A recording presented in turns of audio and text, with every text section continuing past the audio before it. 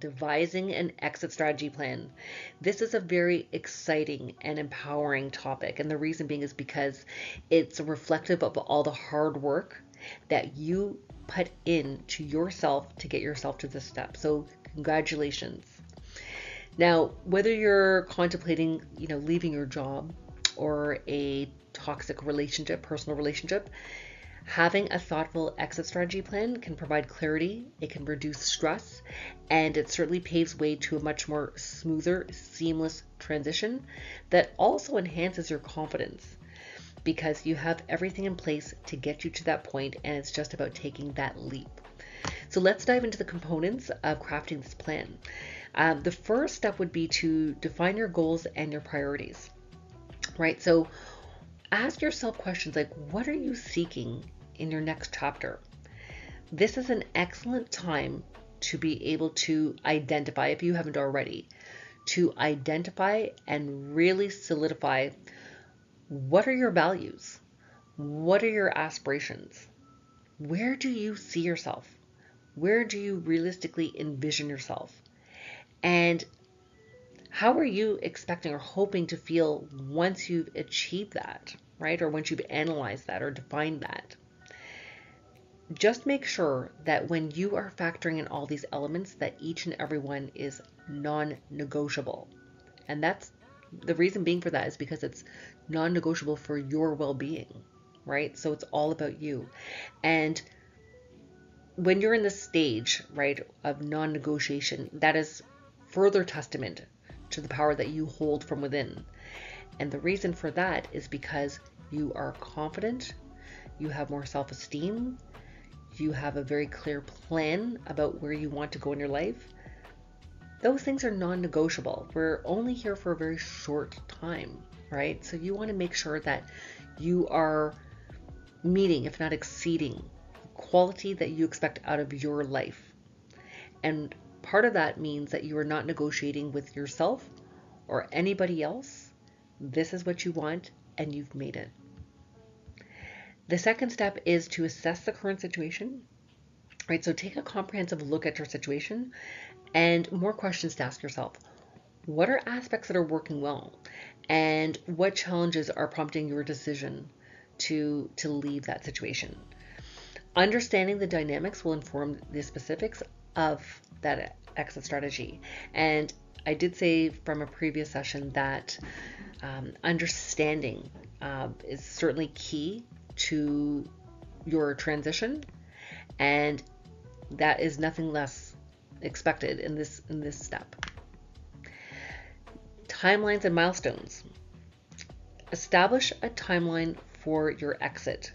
This holds yourself accountable, and it also helps you to ensure that you're executing every step that you have laid out for yourself, again, to get to this point. And if you ever forget, keep reminding yourself of the work that you've put in to get here.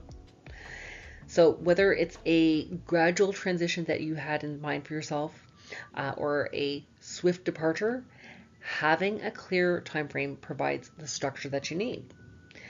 Break that down or that timeline down into milestones to track your progress.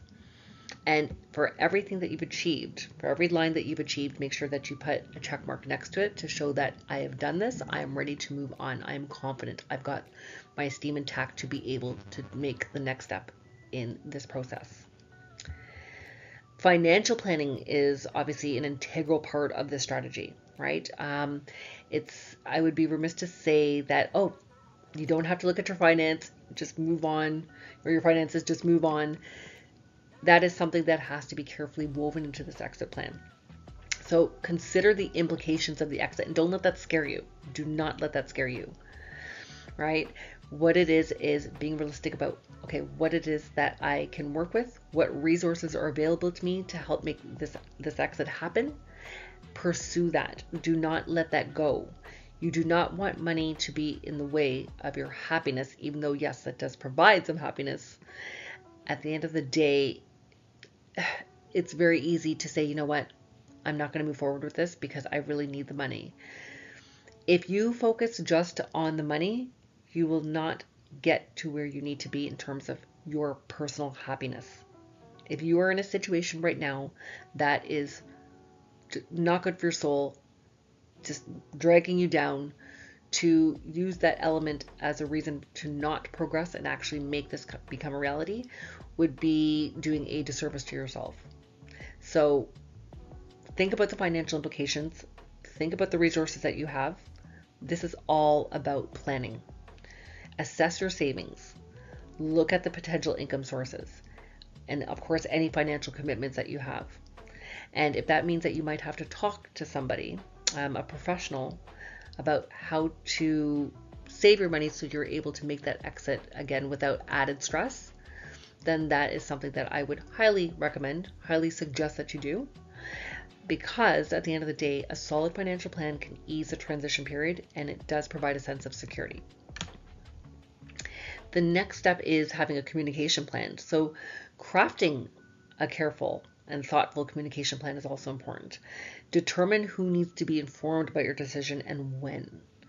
Consider the most appropriate way to convey your message. So whether it's in person, in writing, or a combination of both, determine how you're going to communicate, what it is that you need to communicate to other stakeholders that are involved. Developing a transition team. So this goes back to the support system that I was talking to you about. And making sure that you're in a psychologically safe and trusting environment in order to be able to execute this plan is detrimental to this strategy. And what I suggest that you do, like, how do you go about doing that? Well, identifying individuals who can support you during that period.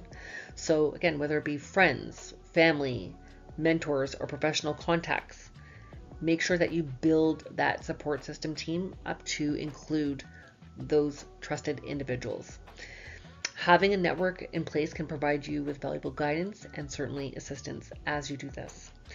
Step 7, of course, is to, if you're in a work situation, if you're leaving a job, think about how to transfer your skills and knowledge, right? I always say don't burn bridges.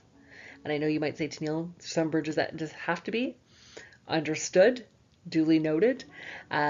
In a work environment, it tends to be a little bit easier to be able to communicate this to the organization and certainly to the individuals that have, been causing or creating an environment in which the whole reason for you being here is to exit. So do think about how you're getting off with individuals, just kind of like taking a higher position. And part of that, of course, is involves, I should say, documenting key processes, sharing insights with team members, and again, ensuring a smooth transition for those who are going to assume your responsibilities. And emotional preparation. This is something that, again, we've touched on, but recognizing that leaving a situation and acknowledging it, leaving a situation, whether, again, it's a job or it's a relationship, is an emotionally challenging time, which is why I would like you to focus on that emotional healing aspect that we talked about. And we talked about the strategies, but just to reinforce or reiterate the need for that, developing a coping strategy, engaging in self-care, and considering seeking emotional support from friends, families, or professionals is all a part of this journey, and not only the emotional healing, but also, of course, this exit strategy. If there's any legal considerations, right, that's a big one. If it's applicable to the situation that you're in, addressing the legal consideration would be important. And I'm not the subject matter expert, but I highly suggest consulting with a legal professional to ensure that your exit aligns with contractual obligations, as well as, of course, legal requirements. That step is crucial for a seamless and legally sound transition, again, where applicable. Along the way, because you're going through transition, there's a lot of tweaking that might be involved. So you want to stick to the core steps that have already been outlined, but it's also a realistic expectation that, there's going to be something that you might have to tweak or adjust that just makes this process a little bit more smoother and seamless for you. And we want to make sure that your stress levels are under control. So regularly evaluating your progress is important, as well as being open to adjustments. again, life is dynamic and circumstances may change, right? So having that flexibility and adaptability are key as you navigate the evolving landscape of this exit. So these are steps and you can tweak it accordingly, right? Because we want to make sure that it's as customized as possible to the situation that you're in.